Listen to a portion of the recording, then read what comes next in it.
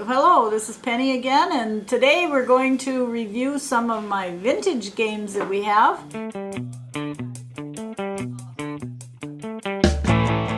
I'm sure if you dig in your closet, you'll probably find a few of your own, but I'm going to review some of the ones that we've enjoyed over the years.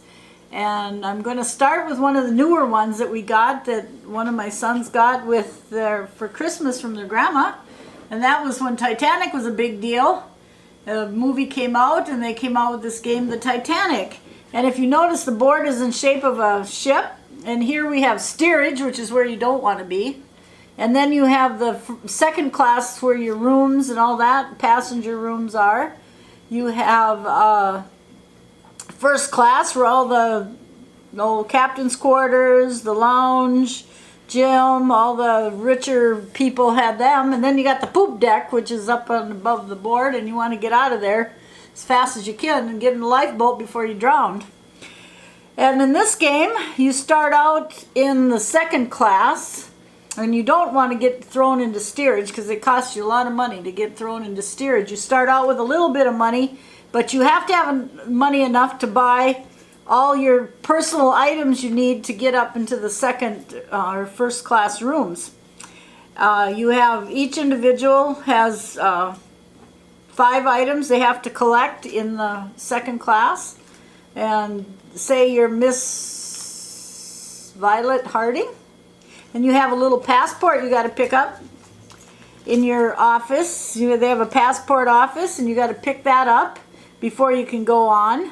You also have a thing called the Bill of Health. You have to go into the infirmary and get said you're healthy and okay and I'm free of whatever. You got to collect a life vest so you can live in your thing. In the lifeboat, you'd have a vest. And then you got to get a room key so you can go collect your valuables before you run up to the next level of the ship.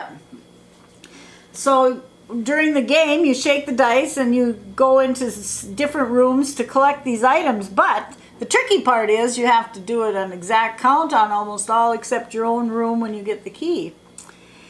And during the time you play, you're going to be running into each other. So say the yellow one was on a square and the orange guy come along and land on the same square. Well, then you have gossip cards that you have to use. And some of those are good and some of them not so good. If the yellow has to hand out a gossip card, it says, "Can you help me find my room?" Miss Yen, who's the yellow lady, wants to find a room. She has to give him $50 to help him find a room. So there, she's lost some money there.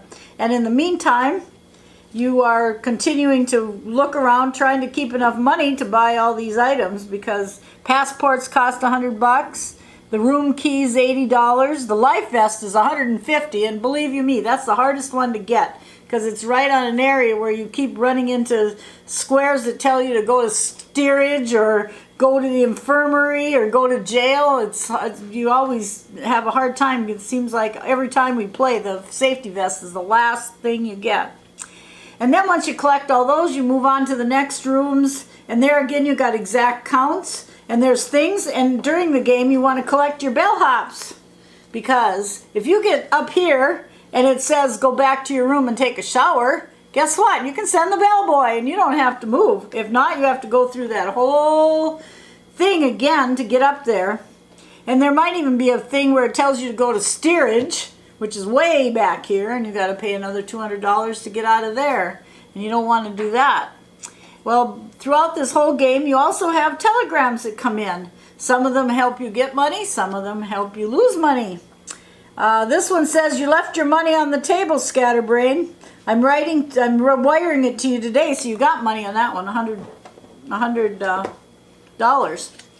And then another one might tell you, "You're arriving one night early, so I changed your reservation in New York. It cost you an extra $50, so that time you lose $50.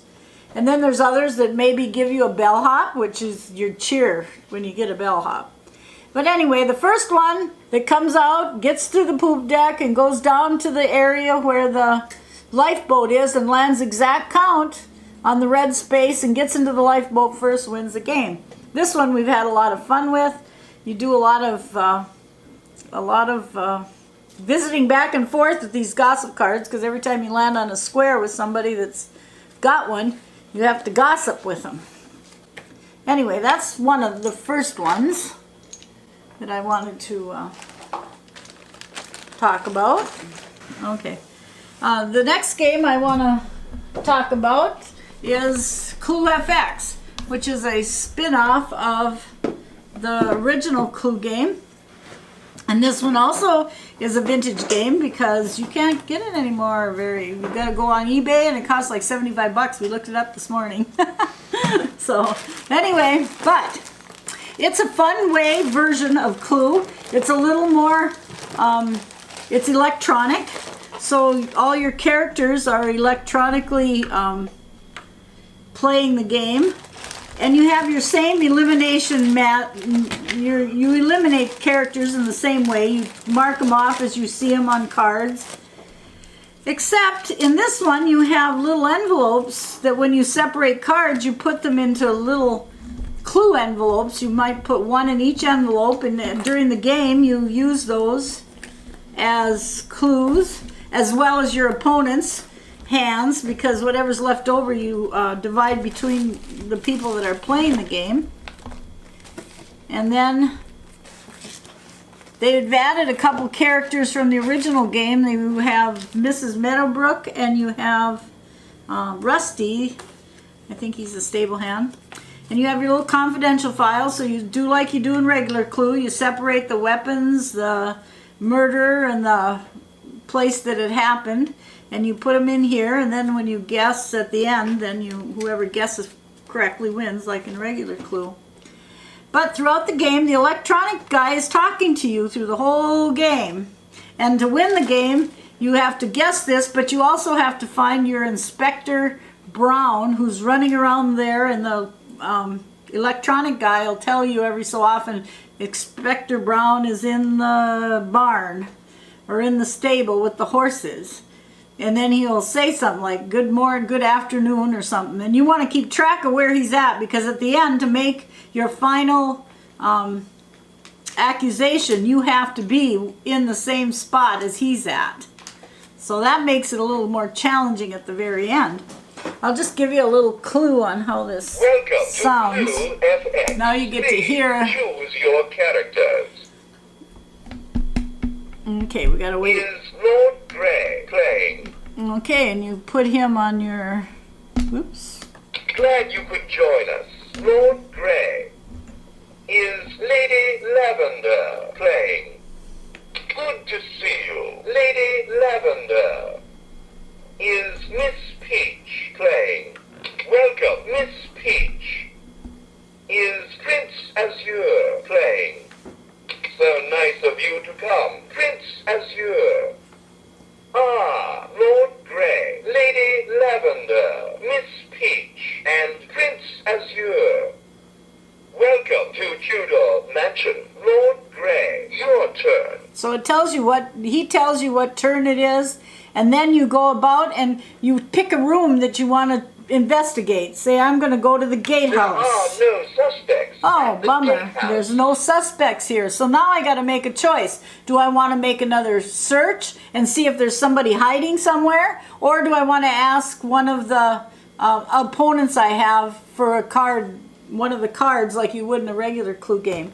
Well, I'm going to search.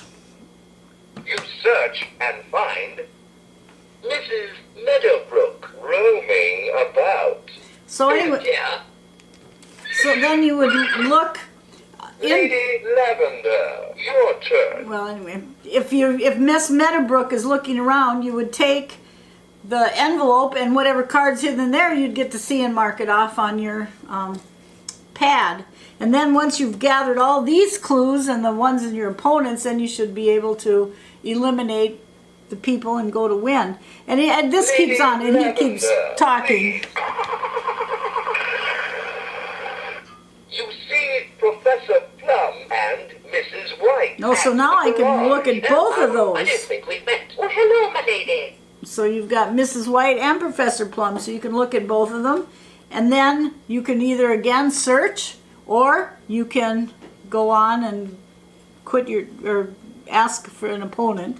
And then when you're done, they have a done. And then the final one, you have to push final. And that's when you look for Professor Brown. So that one's kind of a cool spin on Clue. It's a lot of fun. It's a little more detailed than the original. You've got a little more things to do there. And it's fun because of the fact that your electronics, and sometimes they aren't even in order. You just might have to do your turn right shortly after you do the one turn. They don't always go, everybody gets their own turn. You never know when they're going to say Lady Lavender or somebody take your turn. The only down on this one is the fact that you only have 4 players. You can't play with 6 or so like you can with the others. Okay, so those are the 2 I'm doing at this point. I know it took a little longer, but to be able to enjoy and understand some of the vintage games that are out there, and I'm sure there's many I haven't seen, I just suggest everybody dig in their closet and have some fun.